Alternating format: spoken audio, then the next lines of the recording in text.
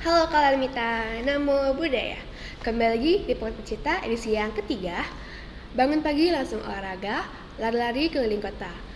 Kembali lagi di podcast Cita edisi yang ketiga bersama saya Ananda. Baiklah, pada hari ini podcast Cita akan mengusung tema yang luar biasa, yakni udah join KMBP, kok takut dan gak aktif? Seperti yang kita ketahui, anggota KMBP sekarang banyak banget loh. Tapi masih ada dari beberapa dari mereka yang takut untuk aktif di organisasi. Kira-kira kenapa ya? Baiklah, karena kita sudah mengusung tema yang luar biasa, dan kita juga akan mengundang narasumber yang luar biasa. Kenapa luar biasa? Karena beliau ini sudah mempunyai pengalaman organisasi yang sangat banyak.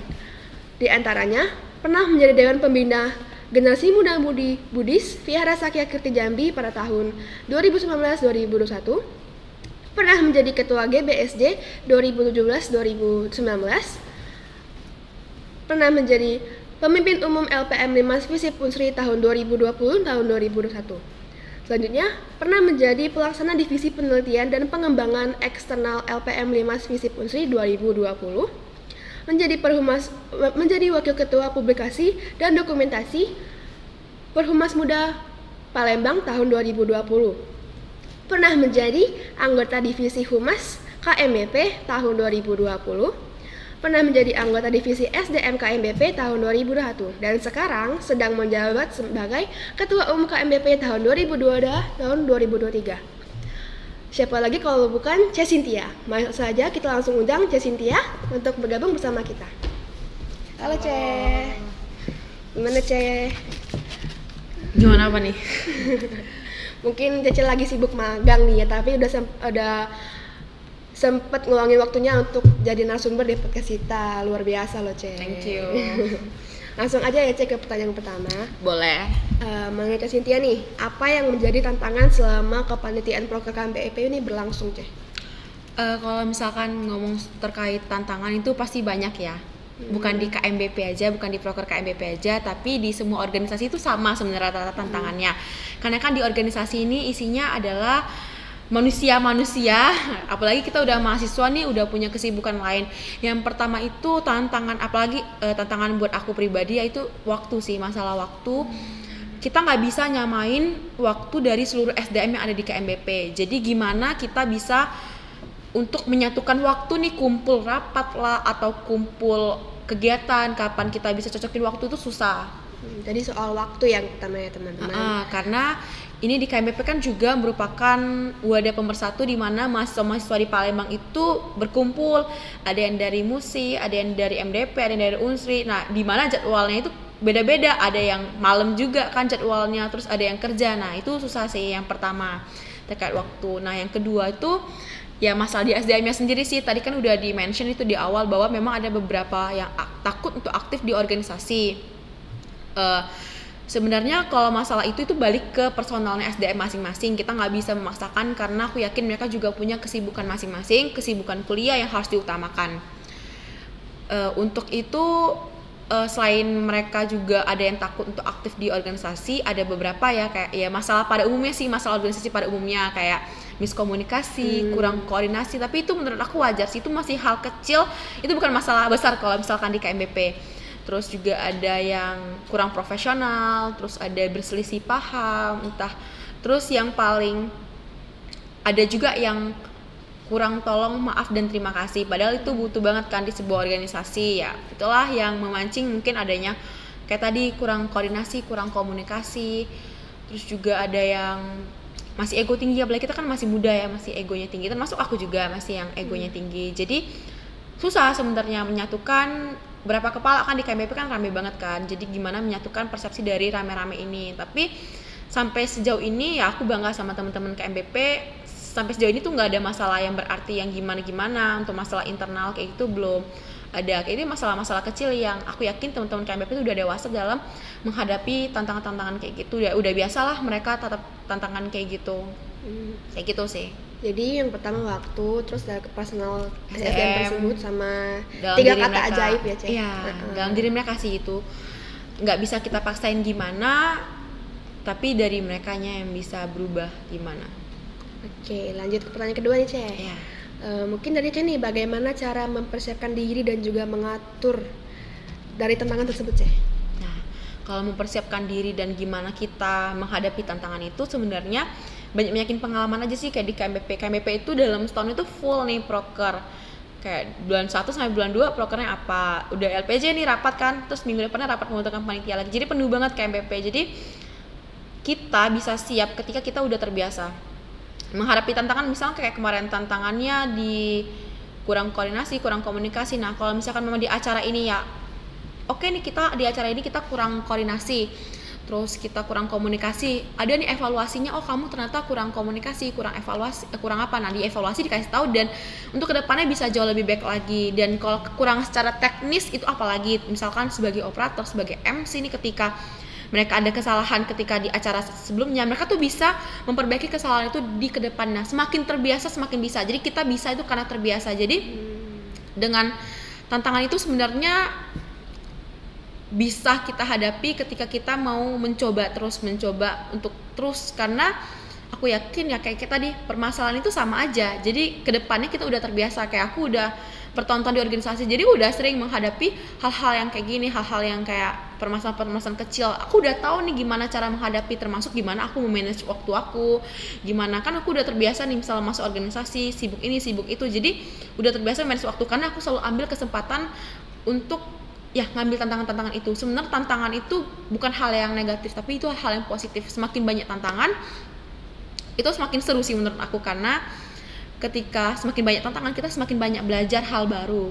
Kalau nggak ada tantangan malah aku panik cemas, kok kayak mulus-mulus aja. Jadi sebuah acara, sebuah proker itu nggak mungkin akan mulus-mulus aja. Pasti ya mungkin di mata orang tidak terlihat, tapi di mata internal mungkin bisa tahu, oh ini masih kesalahan ini. Tapi hal itu buat kita belajar suatu hal yang baru, apalagi yang belum pernah kita hadapi. Kita kan nggak mungkin kan masuk ke lubang yang sama, kesalahan yang sama kita ulang-ulang terus. Nah, untuk kedepannya ya masih aku maklumin sih ada kesalahan kecil, karena dalam suatu acara itu nggak mungkin dipungkiri nggak ada kesalahan sama sekali. Jadi tapi aku yakin teman-teman KMBP semua semakin mereka aktif, semakin sering untuk menghadapi tantangan itu, maka mereka akan terbiasa. Nah, tantangan itu dihadapi, bukan kita lari dari tantangan itu. Itu kurang bijak ya kalau misalkan ketika kita udah ngambil suatu kepanitiaan terus ngerasa oh kok tantangannya berat ya, terus udah di kepanitiaan sudah stop, gak mau jadi panitia lagi, maka kita gak akan belajar. Toh kita di dunia kerja nanti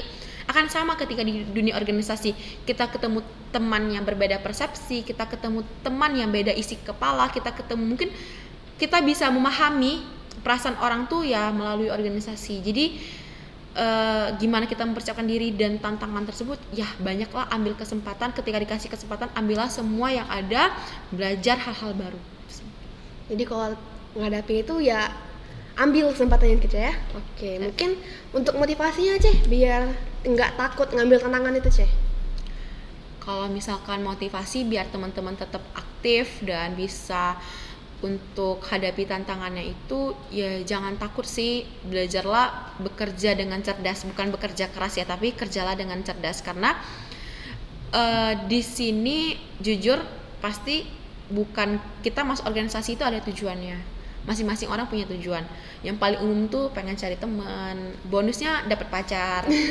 Terus juga kita pengen dapat pengalaman, dan yang terpenting aku yakin enggak cuman aku aja, tapi semua anak KMBP bahkan di luar KMBP itu butuh hal tersebut untuk nanti melangkah ke dunia profesional. Karena di sini di KMBP menurut aku, apalagi di KMBP ya, berbeda dengan organisasi lainnya menurut aku, karena di sini kita dituntut untuk menjadi profesional, dituntut untuk menjadi bagaimana nanti kerja di dunia profesional. Udah kerasa banget sih, karena aku kan udah magang nih, sekarang baru magang kemarin udah selama 2-3 minggu, dan ya itu apa yang aku terapin di KMBP, yang apa yang aku dapetin di KMBP aku bisa terapin di dunia kerja aku kayak gitu. Kebetulan aku belum dapat aja di organisasi lain, aku dapetnya di KMBP. Jadi sebenarnya nggak rugi untuk temen-temen masuk di KMBP. Nanti CV juga kalau kalian kayak masuk KMBP itu plusnya apa? Full acara setahun. Jadi ketika teman-teman ikut panitia semua ya dapat sertifikat semua, benar kan? Yang bisa kita tulis itu di CV. entah hari ini aku milih jadi ketupel, besoknya jadi koor perkap, bulan depannya jadi koor apa, itu bisa berpengaruh sama CV kayak gitu. Sedangkan di organisasi lain belum tentu yang ada acara full terus, belum tentu ya bisa dapat sertifikat terus kayak. Tapi di KMBP udah banyak numpuk sertifikat KMBP semua. Tapi itu karena aku ambil kesempatan itu. Semakin teman-teman gak ambil kesempatan, itu gak bakal belajar banyak sih menurut aku, karena rugi. Udah luangin waktu terus datang rapat nggak ngapa-ngapain, kan rasanya kayak lebih sayang. Udah oprek KMBP itu ada tahapannya kan, ikut wawancara dulu, ada tahap ini ya, tahap ngisi formnya, panjang lagi ngisi formnya kan. Jadi sayang waktu, tenaga, pikiran yang udah dikuras untuk KMBP, tapi ketika masuk itu nggak aktif. Sayang aja sih. Dan nanti ketika apalagi yang masih muda-muda nih, masih angkatan 2021 dan 2022 yang soon akan join ke KMBP nih, itu kan masih baru banget kan, masih baru banget, jadi kayak masih fresh semua, masih semangat. Dan menurut aku kalian jangan sia-siain kesempatan itu sih, karena kayak sekarang nih banyak teman-teman aku di luar sana, di luar yang dia nggak pernah ikut organisasi, nggak pernah mau aktif, walaupun ikut organisasi dia nggak aktif di kepanitiaan. Waktu magang disuruh buat CV itu bingung apa yang mau ditulis. Jangan nyesel ketika nanti ke depannya. Ya enak kita berjuang sekarang, bekerja dengan cerdas. Ya maksud aku kita belajar banyak hal di KMBP nih, enggak tentang belajar organisasi tapi juga belajar tentang hidup. Banyak sih yang dipelajarin dari KMBP, dan di KMBP itu ya dapat semua value aku sekarang, aku bisa sampai detik ini tuh juga semua karena KMBP kayak gitu. Oke, jadi kalau motivasi, kalau mereka yang nggak mau, mereka yang rugi ya, Ceh? Iya, mereka yang rugi, sudah luangin waktu, tenaga, tapi nggak aktif itu sayang. Terus selanjutnya, Ceh, sebagai ketum nih, apa tantangan yang Ceh hadapi selama ini?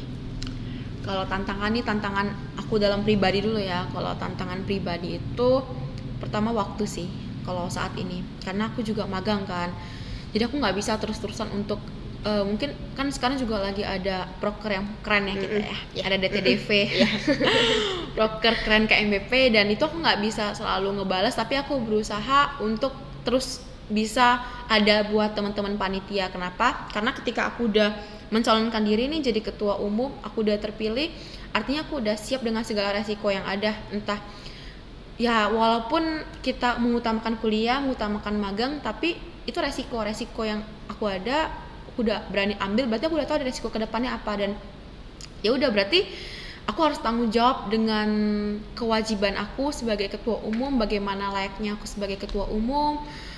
Itu sih waktu yang pertama. Terus yang kedua, kalau untuk semua anggota KMBP, sebenarnya anggota KMBP yang sekarang itu nggak bandel, muda untuk semuanya itu, karena udah dewasa sih menurut aku ya, karena udah dewasa.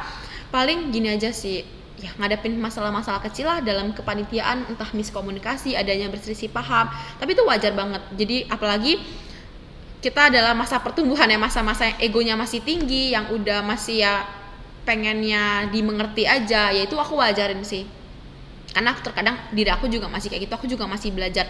Tapi itu jadi aku buat aku banyak pengalaman sih untuk kedepannya, gimana aku ngadapi ketika aku bersama teman aku nih ketika berselisih paham, dan lain itu bisa aku pelajari ketika aku jadi ketua umum sekarang kayak gitu.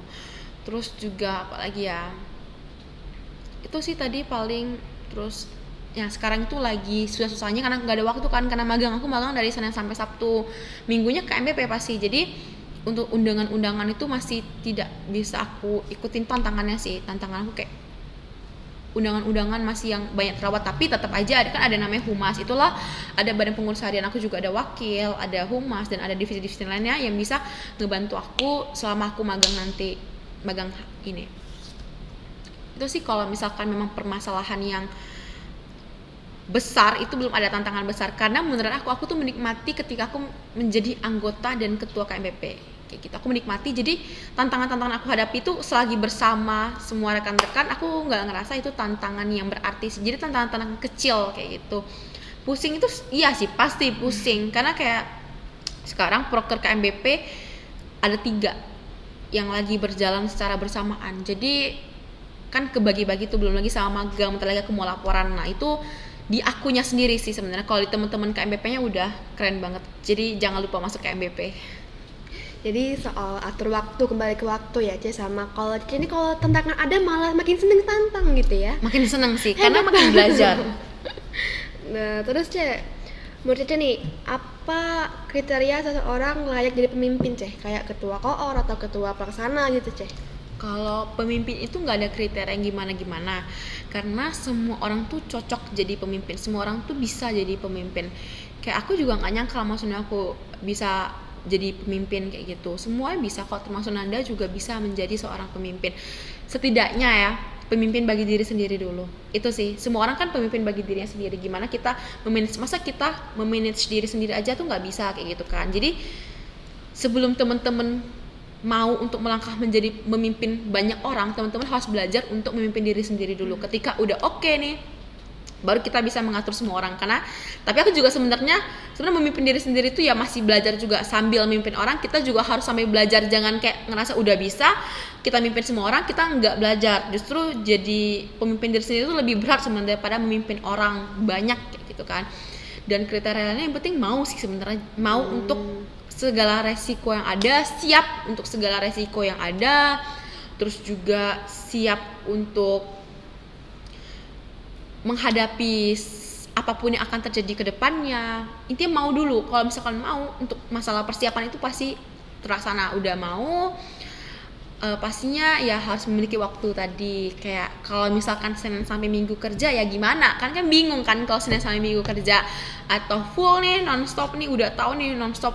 Itu menurut aku belum bisa ya, karena seorang pemimpin itu dibutuhin dalam sebuah organisasi. Sebuah organisasi itu kan kapal, akan miring kalau misalkan pemimpinnya aja nggak tahu nih kemana, nggak ada yang setirin kapalnya, kan bingung kan kayak gitu. Setidaknya walaupun kayak ada wakil, tapi semua keputusan tertinggi kan ada di seorang pemimpin. Jadi waktu itu penting sih, waktu. Jadi seorang pemimpin walaupun nggak punya waktu, setidaknya dia tahu dan dia bisa memanage waktu gimana.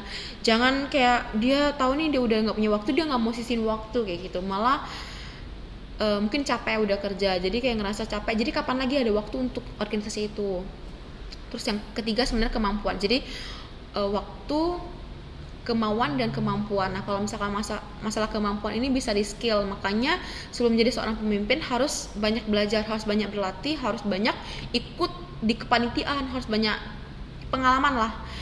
Karena aku yakin seorang pemimpin itu butuh pengalaman, karena kalau dia belum pernah pengalaman, setidaknya kayak tadi ya, memimpin kepanitiaan, kalau dia nggak punya waktu, nggak punya pengalaman, nggak punya kemampuan untuk memimpin, ya gimana organisasi itu kan pasti ya bakal miring lah ya. Apalagi kayak pemimpin yang nggak mau dengerin kata yang lain kayak gitu, itu kan pasti susah kan. Jadi itu sih 3 poin itu penting. Meskipun kemampuan bisa diasah, tapi ya jangan sampai nggak punya kemampuan apa-apa. Kan aneh kan, nggak punya pengalaman apa-apa, terus nggak punya hal apa-apa, tapi tiba-tiba pengen jadi pemimpin. Maksud aku itu bisa ke depannya, mungkin tidak sekarang belajar dulu. Kalau emang sekarang belum ada, tapi untuk ke depan di dunia kerja siapa tahu pemimpin kan bisa jadi manajer dan lain kayak gitu. Itu belajar dari sekarang gitu. Mungkin belum berkesempatan sekarang, bisa berkesempatan ke depannya. Karena kayak tadi semua orang bisa jadi pemimpin asal mau dan mau mencoba terus kayak gitu sih. Jadi awal dari diri sendiri dulu, kita atur waktu, baru kita bisa mengarahkan yang lain Ce. Dan juga kita harus terus belajar agar bisa jadi pemimpin ya Ce. Betul. Nah terus selanjutnya Ce, bagaimana Cici yakin kalau seseorang tuh bisa bekerja dengan baik dalam kepanitiaan Ce? Kalau misalkan yakin semua orang tuh bisa asal dibimbing, dapat bimbingan dari kita, kayak terutama aku kan ada ketua umum, ada kan di KMBP juga ada badan pengurus harian kan, banyak badan pengurus harian KMBP. Aku percaya sama mereka, tapi ya harus kita follow up terus, karena kalau misalkan cuma yakin aja nggak kita peduliin, nggak kita follow up, itu bakal susah sih menurut aku. Jadi dengan ya kita pokoknya jangan semua yang kita ambil. Kalau di KMBP ini keren sih sistemnya, karena sistemnya itu kayak aku nih udah pernah jadi ketupat, aku nggak bisa jadi ketupat lagi. Terus kalau misalkan terus angkatan bawah nih, angkatan kan aku angkatan 19, angkatan 20 udah pernah jadi panitia selama setahun, dan sekarang gantinya angkatan 21 kan sekarang yang lagi menggarap acara gede itu adalah angkatan 21 sampai akhir kan. Jadi kita nggak boleh ya kita terus kayak gitu, tapi ya harus kasih kebagian nih yang lainnya. Jadi nggak boleh kita hanya yakin kepada diri sendiri. Misalnya nih aku kayak udah nih panitia nggak usah kerja lah, biar aku aja kerja, karena aku percaya cuma sama diri aku sendiri tuh nggak boleh. Kita harus kasih kepercayaan ke mereka biar orang juga bisa belajar. Dan bahkan yang aku nggak nyangka itu juga ide-ide kreatif tuh kadang datang dari anggota, bukan dari kita. Karena fokus kita, apalagi yang udah angkatan atas itu udah kemana-mana, udah kayak aku kan juga harus fokus sama BPH aku kan, fokus sama proker divisi, fokus sama proker TTDV, proker lainnya, masih banyak proker lainnya kan. Jadi ide dalam suatu acara tuh kadang tidak sekreatif dari anak-anak, apalagi angkatan baru kayak gitu. Jadi ya harus yakin dan percaya sih ke mereka. Ini semua orang tuh pasti bisa ya Ceh, Pasti juga bisa. yang belum bisa juga pasti bisa dibimbing. Iya. Terus selanjutnya Ceh, bagaimana Cece nih pengalaman awal Cece di KMBP Ceh? Kalau pengalaman awal aku di KMBP itu awalnya sebenarnya lucu sih. Aku nggak pengen pertama masuk KMBP karena aku nggak tahu KMBP itu apa. Terus aku diajak temen aku nih, ayolah kita masuk KMBP. Ya sudah, pikir aku ya hari Minggu juga kan. Maksudnya dulu kan kuliah agama aku di sini kan. Jadi habis kuliah agama ya udah coba iseng-iseng masuk KMBP. Udah ikut MKMB hari itu kan. MKMB makrab, nginep hari itu. Udah keren. Itu aku udah takjub sih. Udah wow, oh ternyata sistem KMBP itu rapi banget ya. Terus kayak sampai segininya loh kita dilayani sama KMBP. Walaupun mereka tuh lebih tua dari kami, tapi mereka tuh menghargai kami, menghormati kami, dan beneran melayani kami sebagai yang layaknya keluarga mereka. Terus ikut oprek. Nah abis oprek itu aku nggak aktif karena aku aktif di kampus, tapi aku nggak dapet apa yang aku cari di kampus tersebut. Di organisasi tersebut aku malah merasa hal-hal negatif malah ke aku kayak gitu. Jadi itulah kenapa aku pengennya yaudah aku coba nih aktif di KMBP lagi. Dan ketika aku aktif di KMBP lagi, kebetulan aku terpilih menjadi ketupel. Nah ketika aku terpilih jadi ketupel itulah aku ngerasa oh kayaknya ini nih organisasi yang aku cari. Oh aku nyamannya di sini. Oh aku pengennya belajar banyak halnya di sini. Karena ya memang aku dapat banyak halnya di sini. Di organisasi sebelah aku nggak dapat apa-apa kayak gitu. Di kampus itu aku nggak dapat apa-apa. Jadi aku aktif terus. Nah setelah kepanitiaan itu pandemi. Jadi aku pulang lah tuh. Karena aku bukan orang sini. Jadi aku pulang ke daerahku. Aku sudah pulang. Tapi aku tetap ikutin terus nih keaktifan dari KMBP kan. Akhirnya acaranya online kan, aku tetap jadi koor acara hari itu. Setelah acara aku jadi koor acara. Setelah itu aku pulang. Nah aku pulang, aku ada main lagi ke KMBP. Dan kebetulan pas aku main lagi ke KMBP itu kepengurusan baru. Nah aku nggak begitu aktif di kepengurusan baru itu, tapi tetap aku ikut kegiatan proker-proker KMBP yang bisa aku ikutin. Nah setelah itu, setelah selesai barulah aku ada pulang lagi hari itu ke Jambi. Nah pulang lagi aku kesini lagi, aku lebih aktif lagi sih karena hari itu aku terpilih jadi wakil ketua pelaksana Damasanti. Aku aktif banget di KMBP. Setelah itu aku udah beneran feel yang kayak nggak pengen, dan ya pokoknya belum pengen lah untuk ninggalin KMBP. Walaupun menurut aku di angkatan aku tuh udah sibuk-sibuk banget ya, tapi aku ngerasa ya feel aku ya di KMBP kayak gitu. Setelah aku aktif dan bisa terpilih sekarang di KMBP. Jadi KMBP itu kayak candu ya Ceh? Candu banget. Terus Ceh, pertanyaan selanjutnya, gimana cara membooster semangat anggota-anggota kita Ceh? Kalau semangat, kalau permasalahan semangat nih ya dari merekanya sih. Sebenarnya anggota KMBP ini semangat semua, luar biasa sih anggota-anggota KMBP. Tapi ya gimana buat mereka makin semangat, ya jangan buat proker yang nggak seru banget kayak gitu kan. Ya boleh misalkan, jujur lah kalau kita mahasiswa aku tuh kan males kan mau buat kayak yang terlalu monoton kayak gitu, yang entah cuman rapat biasa. Pasti bosan ya kalau rapat terus ya sekali-sekali boleh lah diselingi dengan kayak kalau SDM itu ada proker nonton bareng kan, ya itu buat mereka semangat sih sebenarnya. Terus kayak ya pokoknya hal-hal yang nggak bosen kayak gitu. Banyak proker-proker di KMBP itu seru-seru yang kayak, jadi walaupun proker utama ini rapat terus nih tiap minggu, tapi ada divisi-divisi lain tuh juga sambilan buat proker lain yang buat KMBP itu makin semangat. Jadi jangan buat proker yang monoton terus, tapi buat proker lah yang bisa makin semangat mereka. Karena kita juga pikirin nih, kadang proker kita nggak hanya ke eksternal tapi ke internal. Jadi gimana caranya buat internal tuh juga mau ikut acara kita dan semangat untuk ngikutin acara kita. Tapi sejauh ini acara KMBP seru-seru sih, Iya, seru banget. Jadi nggak nyesel kalau masuk KMBP, nggak nyesel kan? Soalnya anak kan juga angkatan baru kan, nggak nyesel kan aktif sampai saat ini kayak gitu, karena banyak hal yang dapat kayak gitu. Jadi mereka juga semangat, dan dengan intinya tuh juga kita harus membaur. Dari akunya juga harus membaur, dari teman-teman yang membaur. Jadi ketika mereka udah punya rasa semangat, rasa nyaman, mereka akan semangat sih di sini kayak gitu. Jadi karena kita nih KMBP ada jargon bahwa kita nih keluarga. Ya bukan jargon juga sih, tapi ya lebih ke tagline kita ini keluarga. Nah, karena keluarga, jadi gimana kita bisa memperlakukan rekan-rekan organisasi itu adalah keluarga. Itu sih menurut aku kekeluargaan KMBP itu luar biasa. Jadi gimana? Jadi mereka semangat semua kayak gitu. Terus kayak sekarang lagi DTDV kan, terus juga ada beberapa memang ada yang nggak aktif, terus diajak nih ikut nari, ikut ini, jadi mereka tuh jadi semangat lagi kayak gitu. Jadi jangan ketika orang patah semangat, jangan malah dikata-katain, jangan malah dijauhi, tapi kita ajak, kita tanya kenapa nih nggak semangat lagi ya, mungkin ada hal-hal yang buat mereka nggak nyaman, itu bisa kita perbaiki ke depannya. Jadi kalau KMBP sendiri bukan rapat doang aja ya, ada refreshingnya gitu banyak. ya. Sekarang KMBP ada TikTok juga, jadi boleh kunjungi TikTok KMBP ya, karena itu juga salah satu membangkit semangat buat TikTok, karena seru kan. Bener banget tuh Ce. Selanjutnya nih, Cece sebagai ketum dan juga sebagai BPH, gimana cara mengarahkan atau memberikan arahan yang ngena kepada anggota-anggota kita Ce? Kalau arahan tuh nggak bisa dikasih tau. Sebenarnya aku abis rapat aku ada sering kasih arahan, tapi menurut aku itu aja nggak cukup.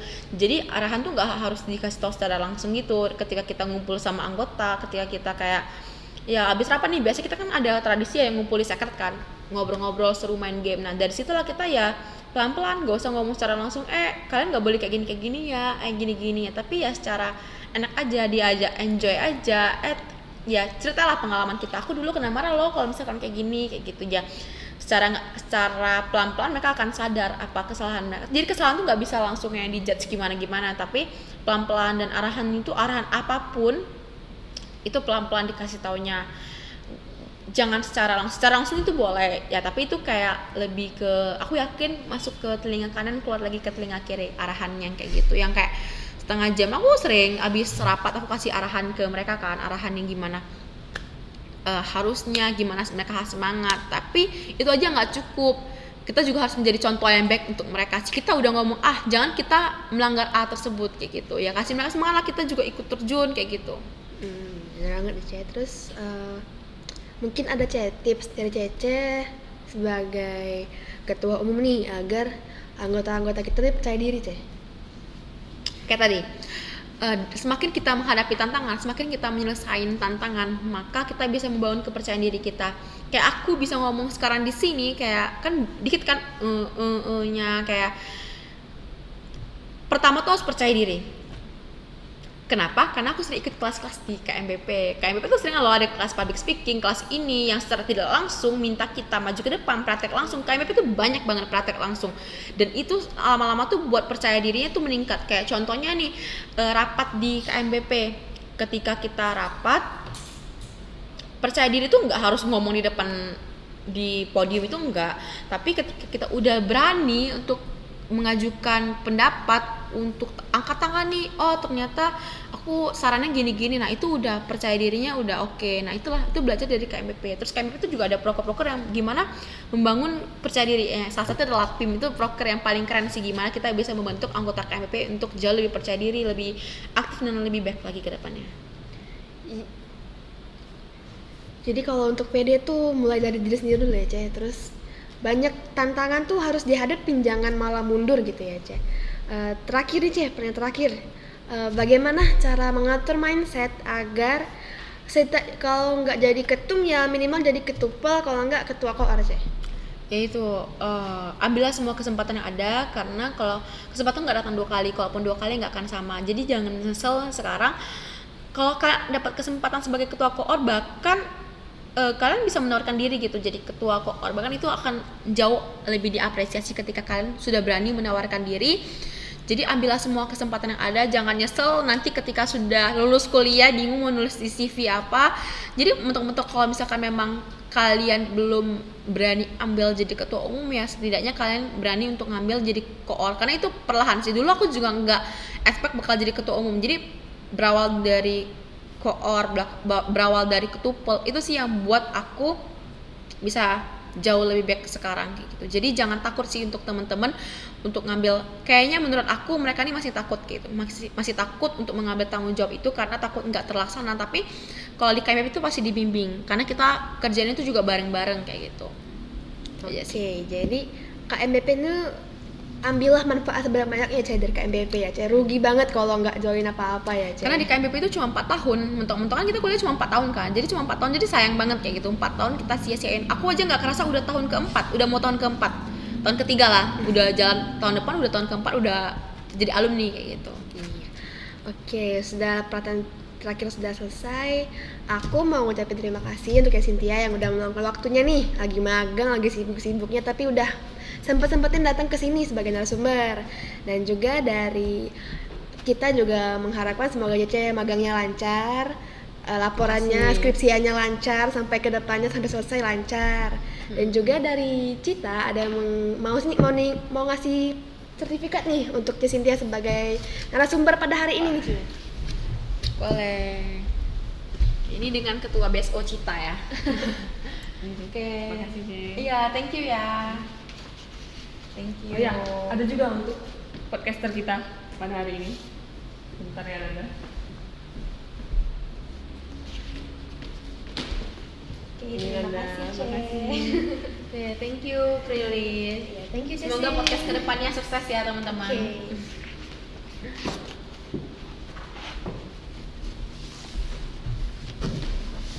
Podcast sudah, sertifikat sudah. Di akhir kata selesai podcast ini. Mohon maaf bila ada salah kata. Saya Ananda dan juga Cek Cynthia pamit undur diri. Thank you semua. Nama budaya. Nama budaya.